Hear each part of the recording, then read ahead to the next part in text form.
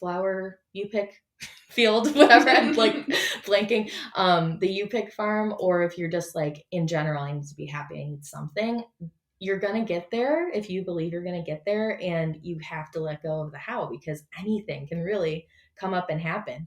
And I'm kind of like jealous. I mean, that's awesome. I would love to do that all day. I'll tell you, farming is definitely romanticized. Oh, for sure. Especially with the flowers. I mean, the bugs, the pests, we've had a drought here, the wildfires. I mean, it's like, but it is, I wouldn't change it for a thing. Mm-hmm. We're having so much fun. And I think, like you said, you have to let go of the how. Mm-hmm. If you told me 20 years ago that you were going to own a farm one day and have 3 kids and a husband and people come to your property to pick flowers, I would laugh at you.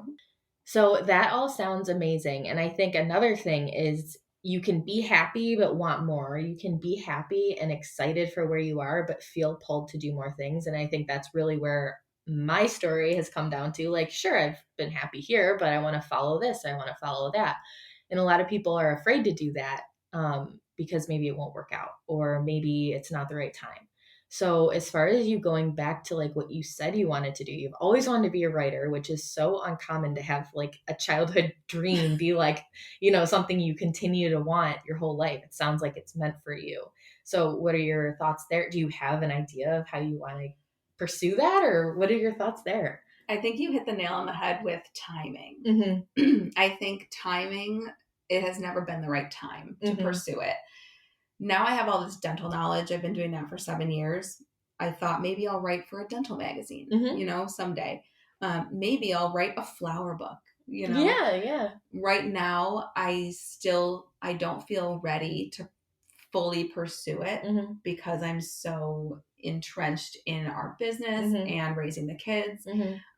But I think the timing will be right when I'm done like changing diapers and kind of have a little more free time. I don't want to take on too much because I know that will overload me. But I think all the time, like, I know I will write a book one day. Like, I have to.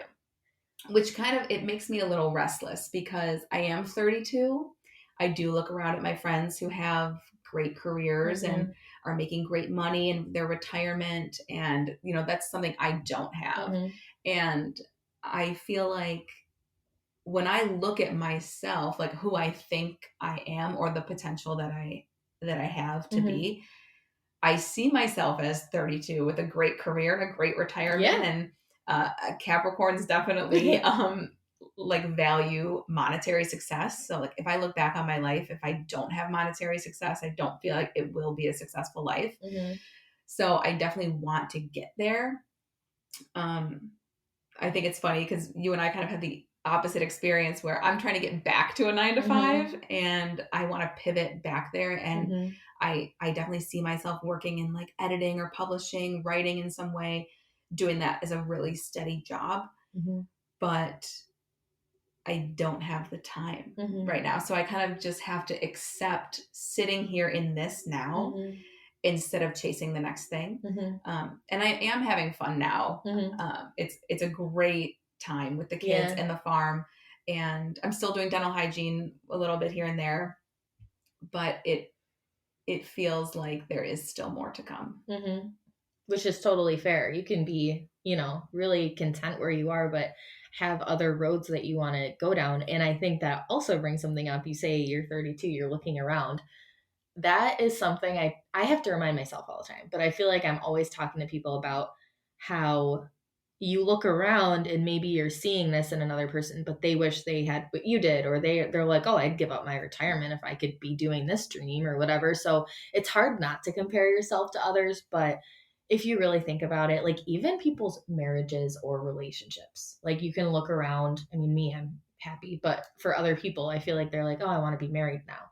All those married people, if you knew what their relationship really was, or if you saw the trials and tribulations and all of the stuff that they've gone through or things they struggle with, there wouldn't be so many people on that side, on that greener grass. Do you know what I'm saying? Yeah. Like, if you really knew how things were, if people were really happy, it wouldn't feel like all these people have it figured out. And I don't mean to be negative at all, but it's just one thing to consider. Same with jobs. I feel like you might look at another person and be like, oh, they have it figured out, but they don't feel like they have it figured out.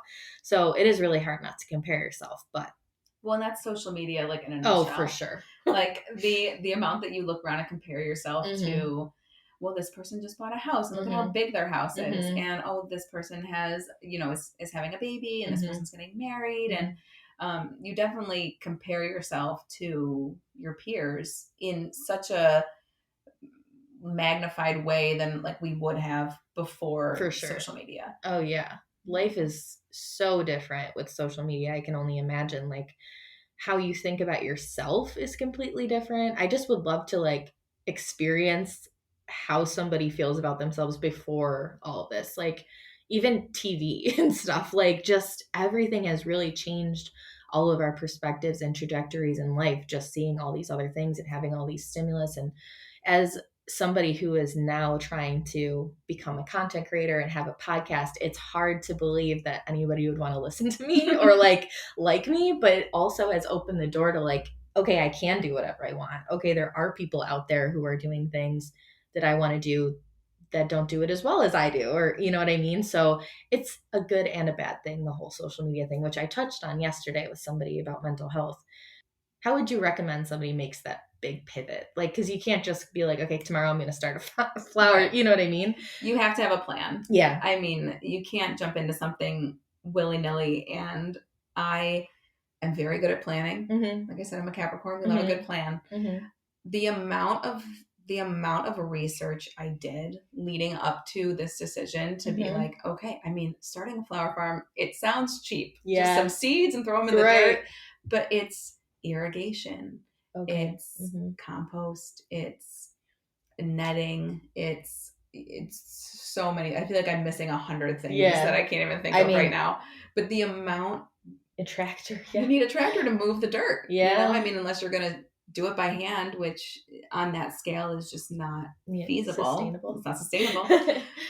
So you need a plan. And that's not to deter you from making a big pivot. You just have to be prepared for it, because the way to set yourself up for success is a good plan. My dad always said the 6 Ps. I hope he's listening to this. I don't even know if he knows how to listen to a podcast, but he always said, proper planning prevents piss poor performance. Wow. Yeah. I love that. I think about it all the time. Yeah. It's probably where I got my, like, need a plan. Yeah. Like, I'm the same way with the planning. You touched on something in one of your podcasts that, like, here I am talking about, okay, the next thing I want to go into publishing, right? Or editing. Yeah. And you fear the judgment from people that, okay, here we are. Okay, there she goes doing something else, you know? And because I'm not somebody that, like, jumps from thing to thing. I am a very rigid person who doesn't like change. So it's like a double whammy that, okay, I've done this and then I've done this and then I've done this. That's already hard for me to accept, let alone the acceptance from others that will not laugh at that, right? Look at her. She can't get a stable job. She's just doing 10 other things. You know, you don't want to worry about the judgment, but it's there. I mean, I would be lying if I said it doesn't affect you. Oh, for sure. Yeah. I mean, you have to know that I don't think anybody is thinking that about you. You seem like you have it all figured out, at least. But that reminds me, I don't have it all figured out. But yeah, and that reminds me and kind of reflects on that is, you know, it's not an overnight thing. Like, you're saying all the planning and stuff, but when you look at other people, it looks like, oh, now they're suddenly doing this. You don't see all the behind the scenes or the stress and the research and all of that stuff. And then on what you were just saying about other people, that still gets to me. I mean, I'm like, they're probably like, oh my God, she made another Instagram. Like, what the hell? Or like, now she's doing this, now she's doing that. And that is such a barrier to people doing what they want to do. And then it just makes you older and older and older, because you're going to eventually not care what people think. And you're going to eventually be like, why didn't I start it years ago? So I just always say, like, who cares? Because, like, who are you living for? You, at the end of the day, like, who lived that day? You or this person who's judging you? And a lot of people, I mean, I this girl that I met over like TikTok, and she's helping me with things. Her name is Tess. I'm actually having her on the podcast too, but she always says like, it's weirder for somebody to like point at another person and laugh or like talk about them than you doing what you want to do, which puts it so simply, but it's true. Like, I think that's pretty weird if somebody's like talking about me, like, what did you or say? like judging people me. that matter don't mind. Yes, the people who matter don't mind. The people who mind don't matter. That's, I mean, I don't know who said that. It might have been Dr. Seuss or like one of them, but it's you're right. so Like true. I look at my friends and like I don't have a bad thing to say about them. We might not be the same. We might not do the same things. We might have different paths. But I support them 100%. So the people who aren't the same way toward me and my ventures don't matter. Yeah, they don't deserve a spot in your brain and your heart. But you did say something that resonated with me, that I've always been somebody who is worried about the judgment from others. And I never would have tried something if I wasn't going to be the best at it. Like growing up, I was never going to do a sport if I wasn't already fantastic at it. I was never going to try a new hobby if I wasn't going to be great at it. And I think doing the flowers released some of that I don't have to be an expert. I feel like. Right. I've never grown flowers on this scale. I am just doing what I think I'm supposed to do and doing research and trying and trial and error. I talk to other flower farmers and get their opinions on things, and they're so helpful, which is great. But you don't have to be an expert to try something. No, you start messy, start when you're not ready, because you're never going to be ready. And if you start messy, you're at least starting, because you're not, like I said, you're never going to be ready. And I think another thing that holds people back that I wanted to ask you about is, as social media gets bigger and everybody kind of gets ideas to do their own little businesses, I feel like maybe you might have thought other people are doing the flowers. But I mean, I haven't seen that many. Maybe you're like, did you ever feel like, okay, there's not a spot for me, or did you feel the opposite? I definitely worry that there's not a spot for me in like Buffalo small business. But I think that might just be me feeling like the newbie. Yeah. You know, when I started this, I didn't see any You Pick flowers in Buffalo. I knew of there's one about like an hour south of us, but I didn't know that there was one in our area. So I thought this would be a great fit. I've since found I have a neighbor flower farm that does You Pick also. I think I saw that. Yeah. So, but it doesn't, I hope that I'm not bothering them and they're not bothering me. And we, you know, I bought plants from her, and that's what I do really love about the little flower farm community is we really all just want to help each other. But you do go in thinking, oh no, you know, it's going to be cliquey and they're not gonna, I'm the new kid on the block and they're not going to like that. Yeah. But it's not like that. Everyone is so helpful. And I mean, Buffalo really is the city of good neighbors. And that's people nice just want to help. I mean, like you said, you have people that mentor you and they just want to help. Yeah. I also think like flowers are flowers. So, I mean, there's also like ways you can do things that are different, I'm sure, but it's more about you and your business. So as a content creator now, and I'm taking that name, I'm a content creator now. I'm like, I'm doing this. So it does feel oversaturated, but nobody is you. Nobody has what you can bring. Nobody has your energy, and nobody has your goals and your plans. So it might feel like, okay, if you wanted to start, you know, I don't know, a boutique, or you wanted to start a restaurant or something, you might feel like there's a million other ones, but there is so much that you bring to it, and you're going to be the person that goes for it. So many people are letting that stop them. But if you go for it, you're already 10 steps ahead, and you'll be thankful for it, because you'll always have that desire in the back of your mind, you know? You can always find a niche. There are flower farms around here, and I'm friendly with all of them. Well, most of them that I've met. And we all kind of do something different. So the one that's really next door to me, Goody Girl Flower Farm, Marina Goody, is so fantastic. She's so nice. She does workshops a lot. She does a lot of weddings. She teaches workshops about building bouquets. I don't do that.